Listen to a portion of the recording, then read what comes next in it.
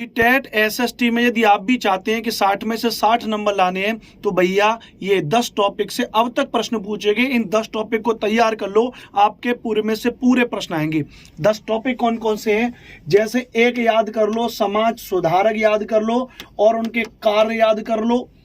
ग्रह और उनकी विशेषताओं को याद कर लो, मूल अधिकार, साथ में मूल कर्तव्य, संसद और उसके प्रकार और उसकी विशेषताओं को याद कर लो,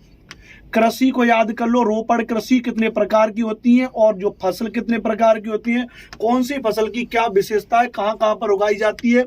पृथ्वी की जो परत है वो सियाल सीमा नीफ याद कर लो, आंतरिक संरचना याद कर लो, पृथ्वी की गतियों को याद कर लो, टाइम निकालना सीख लो और अक्षांश और देशांतर वाले को याद कर लो। कर्क रेखा, मकर रेखा, देशांतर रेखा से बार-बार प्रश्न पूछा जा रहा है। पवनों के प्रकार और उनकी दिशाओं को लेकर बार-बार प्रश्न पूछा जा रहा है। दक्षिण भारतीय जो धार्मिक आंदोलन है जिसमें अलवार, नयनार संत, उत्तर भारत में बौद्ध धर्म, जैन धर्म, वैष्णव धर्म, भागवत धर्म पूछा गया है और पेडागोजी के बहुत बेसिक से प्रश्न। अगर इन टॉपिक्स को अगर आप पढ़ सकते हैं तो मैं गारंटी लेता हूं आपके 60 में से 60 नंबर।